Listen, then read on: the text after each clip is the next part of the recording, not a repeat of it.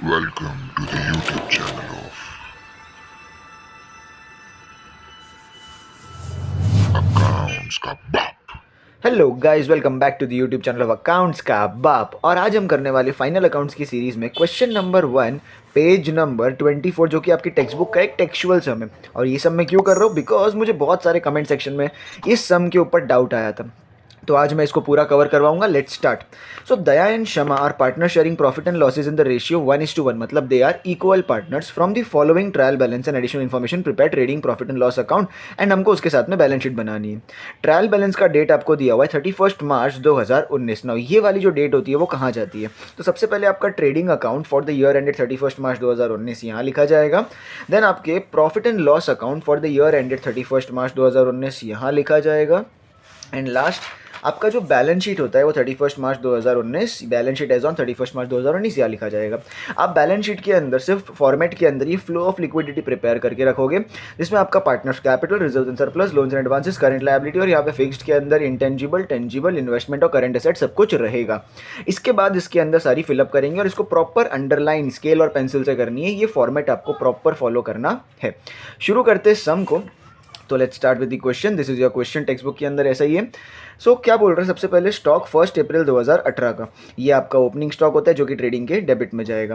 Bill receivable आपके asset होते हैं। वेजेस एंड सैलरीज बोला है, तो ये एक्चुअली में क्या है, फर्स्ट वर्ड वेजेस है, मतलब ये वेजेस है, ये जाएगा ट्रेडिंग के डेबिट में। सन्ड्री डेटर्स आपके लिए एसेट होते हैं। बैड डेट्स आपके लिए नुकसान, मतलब पीएनएल के डेबिट साइड पे जाएगा। परचेजेस आपके ट्रेडिंग के डेबिट साइड पे जाता है। मोटर कार आपके लिए एसेट, मशीनरी आपके लिए एसेट। ऑडिट फीस आपके लिए नुकसान है, तो पीएनएल के डेबिट, नुकसान नहीं एक्चुअली एक्सपेंस है। सेल्स रिटर्न क्या होता है, लेस फ्रॉम सेल्स होता है, और उसके लिए मैं सेल्स में जाके टिक कर दूंगा बाजू में। ओके, अब आगे जाते हैं डिस्काउंट। डिस्काउंट अगर डेबिट साइड पे है, अगर डेबिट साइड पे है तो ये जाएगा पीएनएल के डेबिट साइड पे। और ये चीज़ अगर क्रेडिट साइड पे, ये देखो डिस्काउंट दिया हुआ है, तो ये जाएगा पीएनएल के क्रेडिट साइड पे, बिकॉज ये क्रेडिट साइड पे दिया हुआ है। बिल्डिंग आपके लिए एसेट होता है। कैश एट बैंक आपके लिए एसेट होता है। जो इन्वेस्टमेंट है वो भी आपके लिए एसेट होता है, पर ये जो 10% बोला हुआ है, इसके ऊपर 10% का इंटरेस्ट मिल रहा है, और ये जो इंटरेस्ट है आपको मिलना बाकी है, तो इसको आप टिक कर दोगे, बिकॉज ये एक हिडिम्बा है, मतलब हिडन एडजस्टमेंट बोलते हैं उसको। सिमिलरली एडवर्टीजमेंट, एडवर्टीजमेंट आपके लिए खर्चा है, तो पीएनएल के डेबिट साइड पे जाएगा। बट यहाँ बोल रहा है पेड फॉर 9 मंथ्स, अगर ये 9 मंथ्स के लिए पेड है तो ये एक हिडन एडजस्टमेंट है, उसको टिक कर दीजिए। रॉयल्टीज़ आपके लिए जाएगा ट्रेडिंग के डेबिट साइड पे। अब मैं जाता हूँ इस तरफ। जनरल रिजर्व यहाँ पर एडमिशन, रिटायरमेंट और दैट जैसे चैप्टर में बढ़ जाता है पार्टनर्स के अंदर, ओल्ड पार्टनर्स के अंदर बढ़ जाता है, ओल्ड रेशियो के अंदर। जनरल रिजर्व यहाँ पे गलती से भी पार्टनर में बांटने की कोशिश मत करना, ये आपके लिए एक लायबिलिटी होती है, जो कि ये जो हेड रिजर्व्स एंड सरप्लस उसी के नीचे जाएगा। ओके, नेक्स्ट है कैपिटल अकाउंट दया एंड शमा का। ये दो तरीके से डाल सकते हो, या तो आप पार्टनर्स कैपिटल अकाउंट अलग से बना के क्रेडिट साइड पर डाल सकते हो as by balance brought down, या तो आप उसको सीधा सीधा बैलेंस शीट के अंदर लायबिलिटी में भी डाल सकते हो। हम पार्टनर्स कैपिटल अकाउंट को अलग से शो करते हैं और यहाँ पे अपन एंट्री करते हैं। ओके, अब आता है क्रेडिटर्स, जो कि आपकी लायबिलिटी में जाएगा। अगर ये वाली दीदी दिख गई आपको क्रेडिट साइड पे, तो ये डब्बे के अंदर जो दीदी होती है वो होता है ओल्ड आरडीडी, जो कि पीएनएल के डेबिट साइड पे जाएगा। सेल्स आपके लिए ट्रेडिंग क्रेडिट होगा। आउटस्टैंडिंग वेजेस, डब्बे के अंदर ही कुछ आउटस्टैंडिंग है तो वो आप कभी भी ऐड नहीं करोगे, वो सीधा सीधा आप लायबिलिटी में डाल दोगे, बड़ा सिंपल। परचेज रिटर्न, जैसे सेल्स रिटर्न इधर था वो लेस फ्रॉम सेल्स होता है, वैसे परचेज रिटर्न आप क्या करोगे, लेस फ्रॉम परचेज करोगे, और इसके लिए आप परचेज को टिक कर दोगे क्योंकि उसके ऊपर इफेक्ट होने वाले हैं। डिस्काउंट ऑलरेडी मैंने पीएनएल का रेट लिख दिया। एडजस्टमेंट्स एंड एडिशनल इन्फॉर्मेशन क्या दिया हुआ है, सबसे पहला है क्लोजिंग स्टॉक। 40,000 का क्लोजिंग स्टॉक है। इसके दो इफेक्ट क्या होते हैं, trading account credit side, balance sheet में asset side. Depreciate building and machinery, depreciation के दो इफेक्ट क्या होते हैं, तो एक तो भाई लेस फ्रॉम असेट हो जाएगा, और दूसरा उसका पीएनएल के डेबिट साइड पे चला जाएगा वो। अच्छा, इसके लिए मुझे बिल्डिंग और मशीनरी को टिक करना पड़ेगा, तो बिल्डिंग एंड मशीनरी को मैं क्या कर दूंगा, टिकी टिकी कर दूंगा।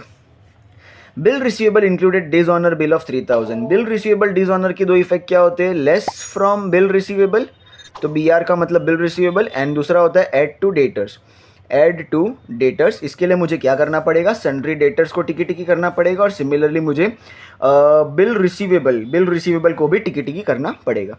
आगे जाते हैं। गुड्स वर्थ 1000 टेकन बाय दया, दया अपनी एक पार्टनर है, फॉर पर्सनल यूज़, मतलब drawings was not entered in the books of accounts. देखो, दया नाम की पार्टनर अगर 1000 रुपये का माल लेके जा रही है, पर्सनल यूज ड्राइंग्स कर रही है, तो इसके दो इफेक्ट, एक तो बिजनेस में से माल गया तो एक इफेक्ट पक्का, that is trading account credit side. And दूसरा ये ड्राइंग्स है, ड्राइंग्स आप दो इफेक्ट कर सकते हो, दो अलग अलग तरीके से। एक आप ये जो लायबिलिटी साइड है बैलेंस शीट, उसमें से जो कैपिटल है वो लेस कर सकते हो, कैपिटल में से लेस ड्राइंग्स कर सकते हो, या तो फिर आप उसका एक दूसरा इफेक्ट कर सकते हो, आप पार्टनर्स कैपिटल अकाउंट अलग से बता रहे हो तो यहाँ पर डेबिट साइड पे लिखना है 2 ड्राइंग्स। ओके, सो यहाँ पर हम अलग से बताते हैं तो हम क्या करेंगे, पार्टनर्स कैपिटल के डेबिट साइड पे शो करेंगे। मैंने आपको दोनों बता दिया है, which ever you like you can do it.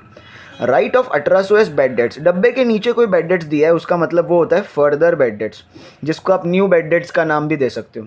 और नीचे अगर आपकी आरडीडी दी गई है दैट इज आपका न्यू आरडीडी, और ये दोनों का इफेक्ट किस पे होता है, सन्ड्री डेटर्स पे, तो मैं सन्ड्री डेटर्स को क्या कर दूंगा, टिकी टिकी कर दूंगा।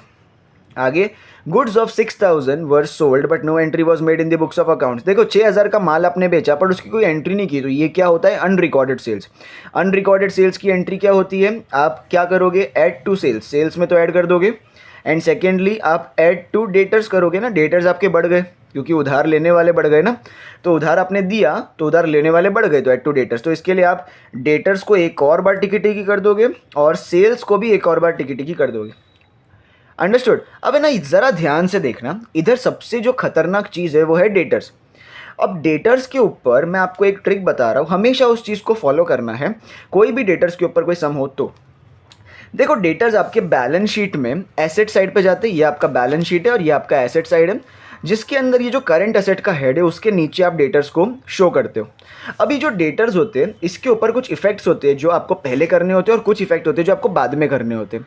तो क्या, सपोज ये आपका एसेट साइड पर डेटर्स है, तो डेटर्स के ऊपर सबसे पहले दो चीज़ें आ सकती है। वो दो चीज़ों में सबसे पहले आएगा, एक तो होगा बिल रिसीवेबल डिसऑनर, उसके बाद होगा अनरिकॉर्डेड सेल्स। ये दोनों चीज़ें आप ऐड कर दोगे। अगर क्वेश्चन के अंदर ये दोनों में से कोई भी चीज़ है या दोनों है तो आप सबसे पहले बिल रिसीवेबल डिसऑनर को ऐड करोगे, फिर आप अनरिकॉर्डेड सेल्स को ऐड करोगे। इन दोनों में कुछ आगे पीछे ऊपर नीचे हुआ तो इट इज़ ओके, दोनों ही आप ऐड कर रहे हो तो कोई डजंट मैटर, आप दोनों में से किसी भी एक को आगे पीछे कर सकते हो, पर आपको फ्लो याद रखना है।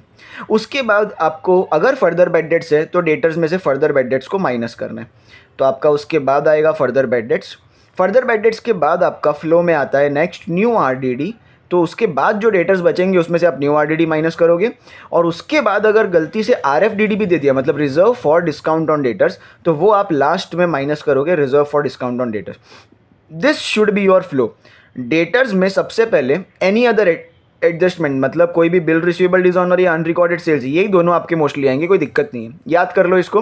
पहले ये दोनों एडजस्टमेंट और उसके बाद आपका फर्दर बैड डेट्स, उसके बाद न्यू आरडीडी एंड उसके बाद लास्ट में आरएफडीडी। ये फ्लो आपको तोड़ना नहीं है। अगर इस फ्लो के हिसाब से ही आप बरोबर करोगे तो आपका डेटर्स कभी भी रॉन्ग होने के चांसेस बिल्कुल नहीं है, एकदम करेक्ट होएगा, ये मेरी गारंटी है। ठीक है, शुरू करते हैं सम को। सम में सबसे पहले क्या दिया हुआ है, ओपनिंग स्टॉक 65,000 का, कहाँ जाना चाहिए, ट्रेडिंग अकाउंट के। ऑफ कोर्स ये ट्रेडिंग अकाउंट है तो मैं डेबिट साइड पर जाके लिखूंगा to opening stock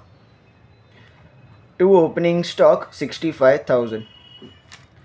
so next मेरे अंदर दिया हुआ है बिल रिसीवेबल 28,000। बिल रिसीवेबल मेरे लिए एक तरीके का करंट असेट होता है, तो मैं करंट असेट में जाऊंगा बैलेंस शीट में और लिखूंगा बिल रिसीवेबल, और उस पर क्या है, टिकी टिकी, तो उसका 28,000 मैं अंदर लिखूंगा और फिर जगह छोड़ दूंगा।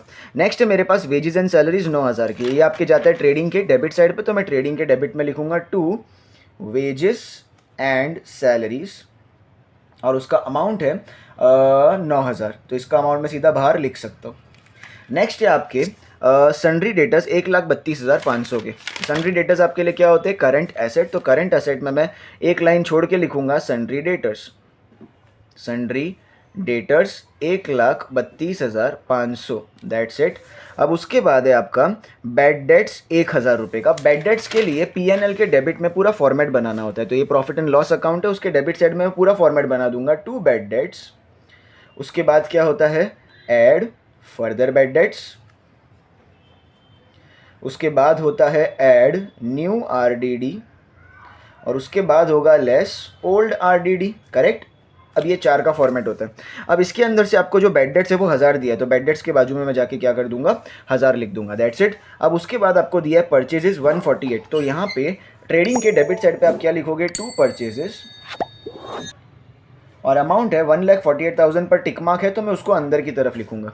नेक्स्ट है आपका मोटर कार जो कि टेंजिबल असेट होता है 68,000 का, तो मैं क्या करूंगा, टेंजिबल असेट में जाऊंगा और लिखूंगा मोटर कार मोटर कार 68,000 का, उस पर कोई टिक मार्क नहीं है तो उसका अमाउंट मैं सीधा बाहर लिख सकता हूँ।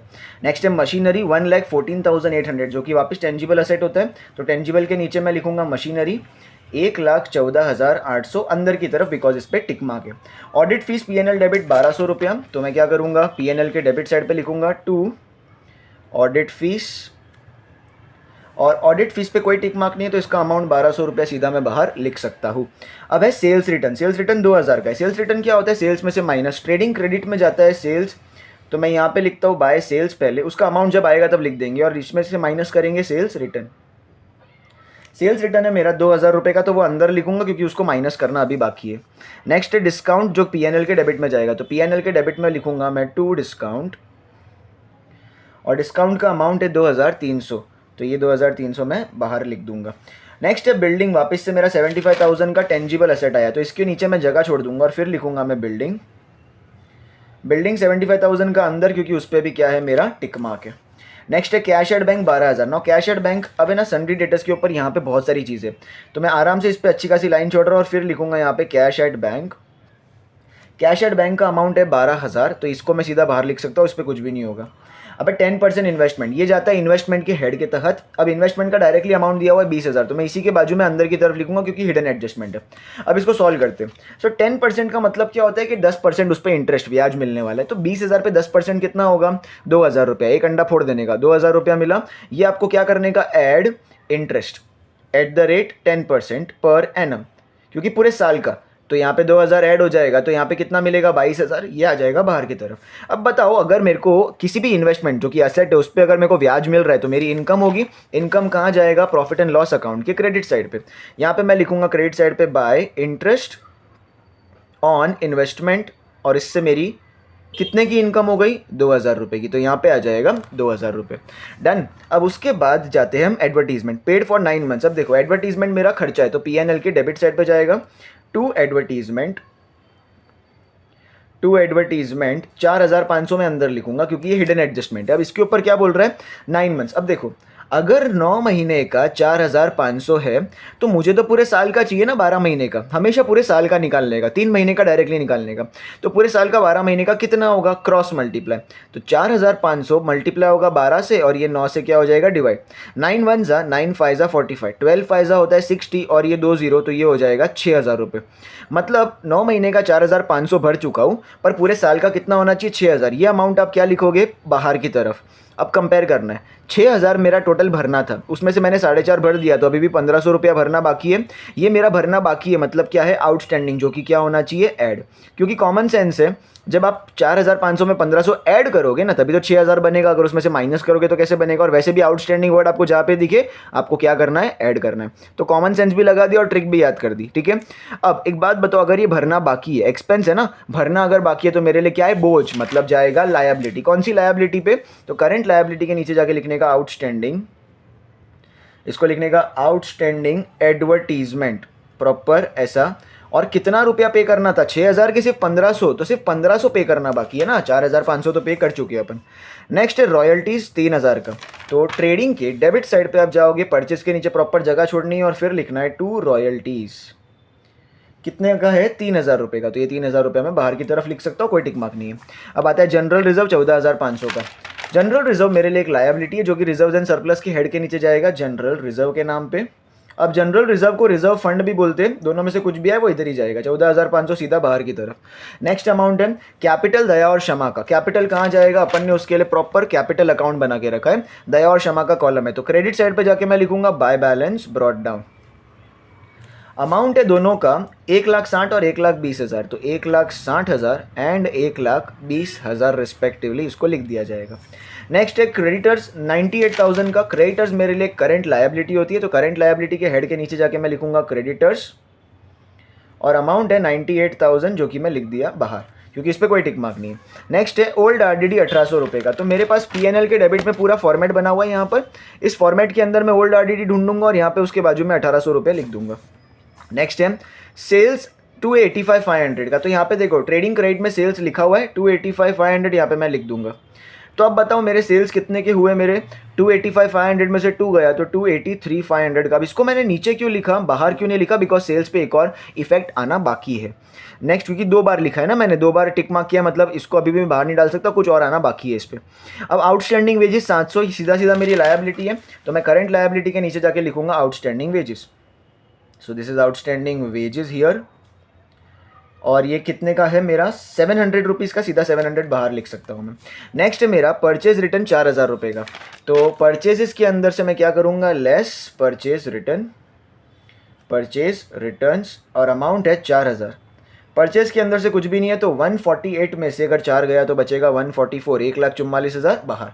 नेक्स्ट है डिस्काउंट पीएनएल के क्रेडिट साइड पे, तो मैं प्रॉफिट एंड लॉस अकाउंट के क्रेडिट साइड पे जाके सिंपल इतना लिखूंगा, बाय डिस्काउंट अमाउंट इज 1800 रुपया, देन दैट्स इट। डब्बे का सब खत्म हो गया। अब सीधा जाते हैं क्लोजिंग स्टॉक 40,000। इस क्लोजिंग स्टॉक के 2 इफेक्ट क्या होते हैं भैया, ट्रेडिंग के क्रेडिट साइड पे आप जाके क्या लिखोगे, थोड़ी लाइन छोड़ देता हूँ, फिर लिखेंगे हम by closing stock and amount है आपका 40,000, जो कि मैं सीधा बाहर लिखूंगा। इसका सेकंड इफेक्ट कहाँ आता है, तो बैलेंस शीट में जो करंट असेट होता है उसके सबसे लास्ट में लिखने का क्लोजिंग स्टॉक 40,000 रुपये, डन, दैट्स इट। अब उसके बाद 2 इफेक्ट हो गए। अब जाते हैं डेप्रीसिएशन, बिल्डिंग पे 5% और मशीनरी पे 3%। सो बिल्डिंग पे 5%, तो इधर मैं लिखूंगा बिल्डिंग के नीचे less depreciation at the rate 5% per annum. 75,000 का 10% कितना होता है, आप एक अंडा फोड़ोगे तो 7,500 मिलेगा। अब 7,500 का आधा करो, 7,000 का आधा होता है 3,500 और 500 का आधा होता है 250, तो ये मिला के कितना हो जाएगा 3,750। मतलब आप इसमें से 3,750 माइनस करोगे तो बाहर कितना बचेगा, 5,000 में से 3,750 गया तो 71,250 बचेगा। एक बार इसको प्लस करके देख लो, 71 प्लस 3 74 और ये 75,000। सिमिलरली मशीनरी पे कितना टका बोल रहा है, मशीनरी पे 3% बोल रहा है, तो मशीनरी पे जाके मैं लिखूंगा less depreciation at the rate 3% per annum. अब देखो 3% निकालना है तो आपको उसका 1% निकालना पड़ेगा। 1% के लिए आप एक नहीं 2 अंडे फोड़ोगे तो कितना मिलेगा 1148। तो देखो 1148 यहाँ कर लेता हूँ मैं, 1148 मल्टीप्लाई बाय 3 करोगे तो ये 1% इंटू 3% हो जाएगा। 8 3 ज़ा 24, 3 4 ज़ा 12, 13 14, 3 1 ज़ा 3 4, 3 1 ज़ा 3, मतलब 3,444 रुपीज़ आएगा। तो 3,444 इसमें से मुझे माइनस करना है, तो 1,14,800 में से 3,444 माइनस करते फटाफट। 10 में से 4 गया 6, 9 में से 4 गया 5, 7 में से 4 गया 3, 4 में से 3 गया 1 1 1, 1,11,356। ये मेरा क्या आ जाएगा बाहर की तरफ, 1,11,356। अब देखो दोनों ही फिक्स्ड असेट में से मेरी वैल्यू घट रही है, तो मेरे को क्या हुआ नुकसान, जो कि प्रॉफिट एंड लॉस अकाउंट के डेबिट साइड पे जाएगा। मैं लिखूंगा 2 डेप्रीसिएशन ऑन, ये मेरा क्या बन जाएगा हेड, जिसको मैं अंडरलाइन करूंगा, ऐसा प्रॉपर कोलन दूंगा। उसके बाद लिखूंगा मैं बिल्डिंग, क्योंकि 2 पे हुआ था, एंड मशीनरी। ओके बिल्डिंग और मशीनरी कितना कितना हुआ था, बिल्डिंग पे 3750 और ये 3444, तो बिल्डिंग पे 3750 और ये 3444, दोनों को प्लस करके बाहर डालती हूँ तो ये 4, 5 + 4 9, 7 + 4 इज 11 और ये 6 7 7194 रुपीज़ का मेरा टोटल डेप्रीसिएशन अमाउंट आ चुका है। दोनों इफेक्ट हो गए खत्म। अब जाते हैं मेरे पास सन्ड्री डेटर्स पे, देखो मैंने पूरा फॉर्मेट बना के दिया था। तो सबसे पहले मैं बिल रिसीवेबल डिसऑनर का करता हूँ। ये कितने का है 3,000, तो ये बिल रिसीवेबल डिसऑनर के 2 इफेक्ट क्या होते हैं। सबसे पहले आपको बिल रिसीवेबल में से क्या करना होता है लेस, तो आप क्या करोगे लेस आप सिंपल इतना लिख दो डिसऑनर, सिंपल आप इतना लिख दोगे डिसऑनर 3,000 का है, तो 28 में से 3 गया तो बाहर के कॉलम में कितना बचेगा 25,000 बच जाएगा। और आप दूसरा क्या करोगे इफेक्ट सन्ड्री डेटर्स में आप ऐड कर दोगे, तो आप ऐड करोगे bill receivable dishonour, bill receivable आप डिसऑनर यहाँ लिखोगे और अमाउंट है कितना 3,000।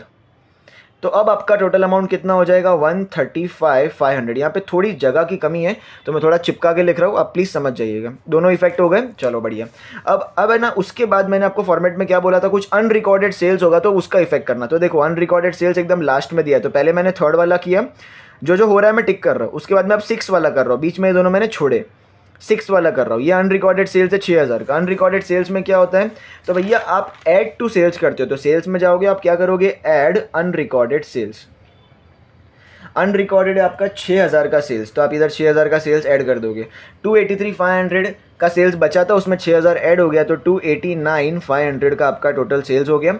सेकंड आप क्या करोगे, डेटर्स में जाके ऐड करोगे, तो मेरा डेटर्स के अंदर मैं क्या करूँगा, ऐड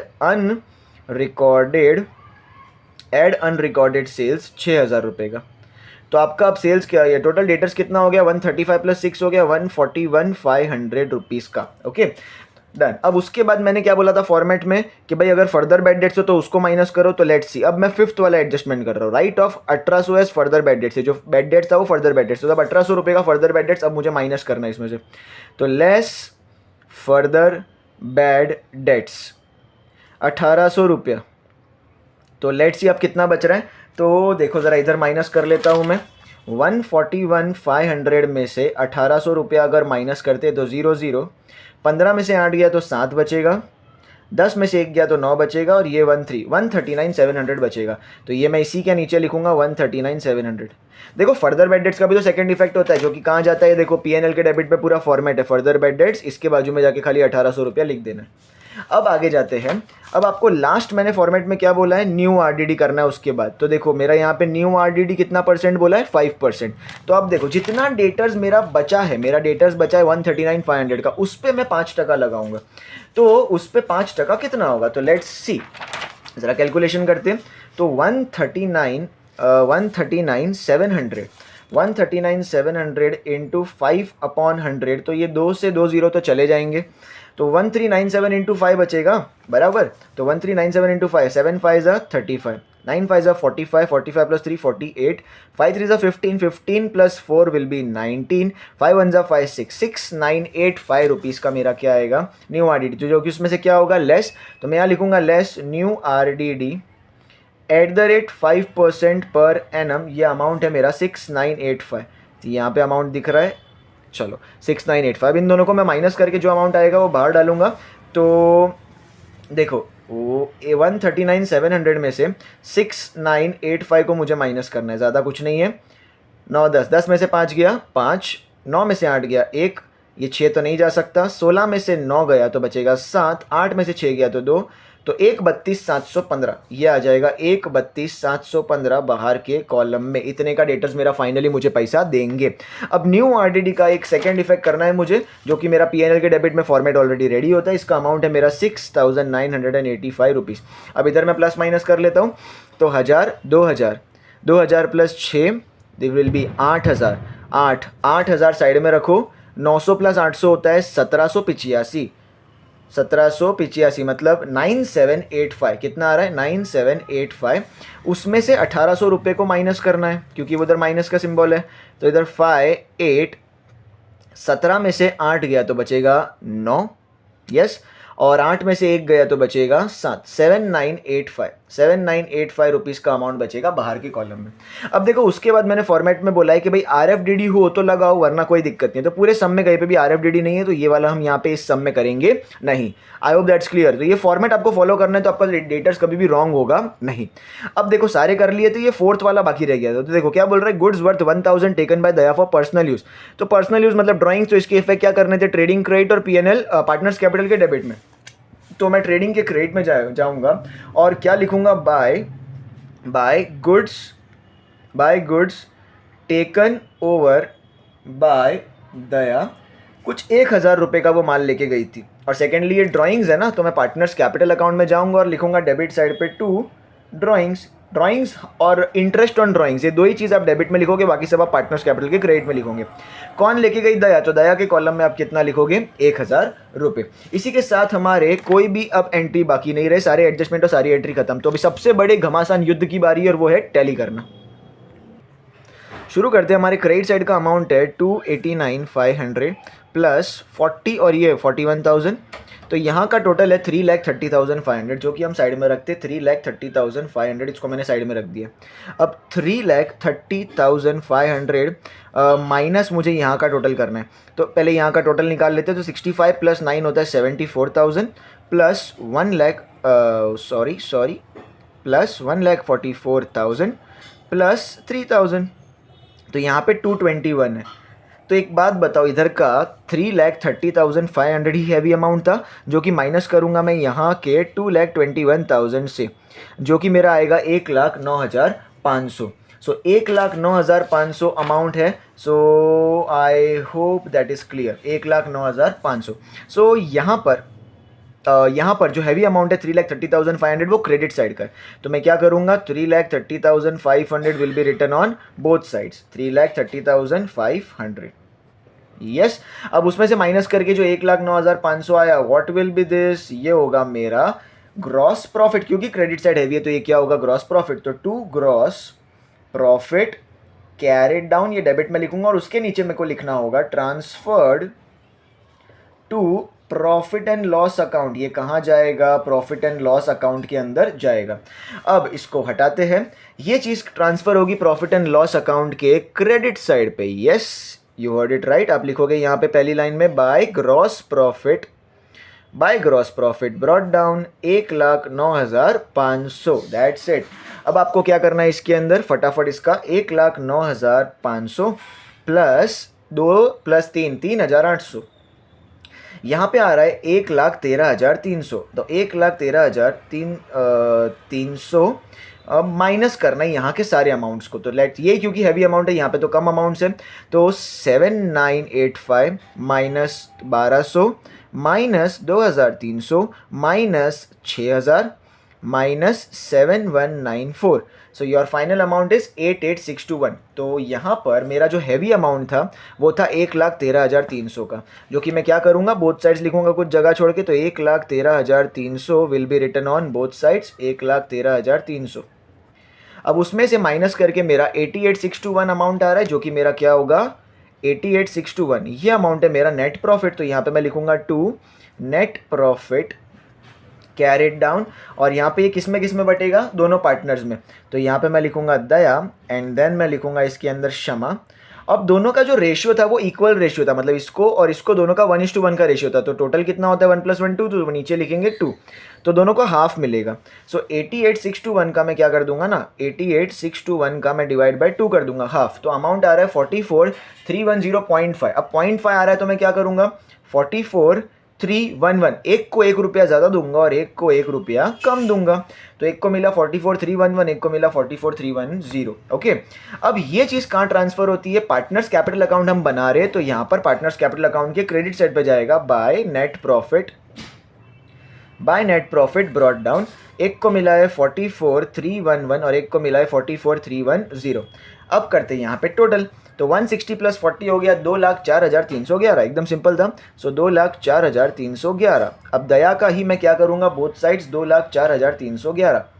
अब उसमें से अगर 1,000 चला गया तो 2,03,311, and this is called as the to balance carried down. ये टू बैलेंस कैरिड डाउन। अगर सपोज आपको ये प्रॉफिट पार्टनर्स कैपिटल अकाउंट में नहीं डालना, तो आप क्या करोगे, सिंपल आप जाकर पार्टनर्स कैपिटल जो आपने लायबिलिटी में लिखा होगा उसमें आप जाके प्रॉफिट को ऐड कर दोगे, और इसी की जगह लॉस हुआ होगा तो आप कैपिटल में से लेस कर दोगे। आपको दोनों चीज़ मैंने समझा दी है इसी के अंदर, ठीक है।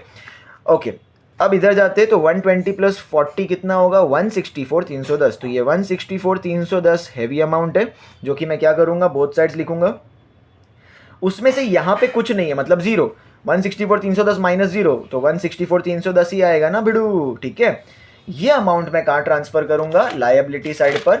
तो यहाँ पर मैं लिखूँगा दया एंड क्षमा, एंड ये दोनों के जो अमाउंट आए थे 203,311। सो 203,311 इधर आ जाएगा, और इसका 164,310 इधर आ जाएगा, 164,310। इन सबको प्लस करते हैं तो 1 + 0 1, 1 + 1 2, 3 + 3 6, 3 + 4 7, 0 + 6 6, एंड 2 + 1 3। तो 367 621 का अमाउंट आ रहा है यहाँ पे। अब लास्ट में सबको टैली करना है, तो 367 621 प्लस 14,500 प्लस 1,500 प्लस 98,700 को साथ में कर लेता हूँ मैं। तो इसका अमाउंट है 482,321। तो ये मेरा फाइनल अमाउंट इधर का 482,321। अब यही अमाउंट मेरा इधर का टोटल भी आना चाहिए, तो लेके भोले बाबा का नाम हाथ जोड़ते और कर लेते। कितना अमाउंट आ रहा है, लेट्स सी। तो 68,000 यहाँ का है, प्लस 111,356 प्लस 71 250। पता है जब भी इधर का टोटल करते हैं ना तो अंदर से धक धक होता है, तो क्या आपके अंदर भी होता है? मेरे को कमेंट सेक्शन में करके बताना ज़रूर। 22,000 प्लस 25,000 प्लस 132,715, सो 132,715 प्लस 12 प्लस 40 हो गया 52, तो डायरेक्टली 52 कर लेते हैं। तो 482,321 और यहाँ पे भी 482,321, तो बेसिकली हमारा सम एक ही बार में हो गया टैली। तो 482,321 अगर आप भी सारी एंट्रीज प्रॉपर तरीके से करोगे तो आपका एक ही बार में सम टैली हो जाएगा, कोई दिक्कत नहीं आएगी, बड़ा इजी सम होता है। कुछ चीज़ों का फाइनल प्रेजेंटेशन में ध्यान देना, जरा ध्यान से सुनिएगा। अब लास्ट तक आ गए हो तो इतना सुन लो, आपको जब बैलेंस शीट, आप जब ये बैलेंस शीट का टोटल करते हो तो आपको टोटल करने के बाद प्रॉपर ऊपर सिंगल लाइन, नीचे डबल लाइन मारनी है बोथ साइड्स, और लास्ट में यहाँ पे लिखना है कैपिटल लेटर्स में टोटल इन रुपीज, सिर्फ और सिर्फ बैलेंस शीट में और किधर भी नहीं। आप ये टोटल को trading account, partners capital account या प्रॉफिट एंड लॉस अकाउंट कहीं पर भी नहीं लिखोगे, सिर्फ आपको बैलेंस शीट में लिखना है टोटल और रुपीस कैपिटल लेटर्स में। उसके अलावा आपने यहाँ पे बैलेंस शीट के अंदर कुछ हेड्स बनाए, तो कुछ हेड्स आपने यूज़ किए पर कुछ हेड्स यूज़ नहीं है। फॉर एग्जांपल ये लोन्स एंड एडवांसेस, इसके अंदर कुछ भी नहीं है, तो आप इसको बाहर के कॉलम में कैपिटल लेटर्स में निल लिख दोगे। देन यहाँ पे अगर आप देखोगे तो इंटेंजिबल एसेट का हेड आपने यूज़ नहीं किया तो आप निल लिख दोगे। क्लियर है बात? बाकी सारे आपने हेड्स यूज़ किए। अब तुम बोलोगे फिर सर यहाँ पे जो जगह छोड़ी है फिर उसका क्या होगा? कोई दिक्कत नहीं, उसके कोई मार्क्स कटेंगे नहीं, ये प्रॉपर मगर दिखना चाहिए, बिना एनी कटिंग, बिना कुछ भी। आपका अगर ये प्रॉपर दिखेगा तो आपको कोई माई का लाल भी ऐसा नहीं है जो 12 में से 1 मार्क्स भी कट करे या आधा मार्क भी कट करे। ठीक है, आई होप आपको ये पूरा वीडियो समझ में आया होगा। अगर अच्छा लगा हो तो लाइक शेयर करो और सब्सक्राइब करो यार, हाथ जोड़ के बोलता हूँ, और जितना हो सके शेयर करो। 12th का बोर्ड्स है, आपके बोर्ड्स के पहले अगर आप ये वीडियो देख रहे हो तो very very all the best to everyone. बहुत अच्छे से फाड़ना पेपर को, कोई भी डाउट है तो कमेंट सेक्शन में पूछना। मिलते हैं अगले वीडियो में, तब तक के लिए बाय बाय।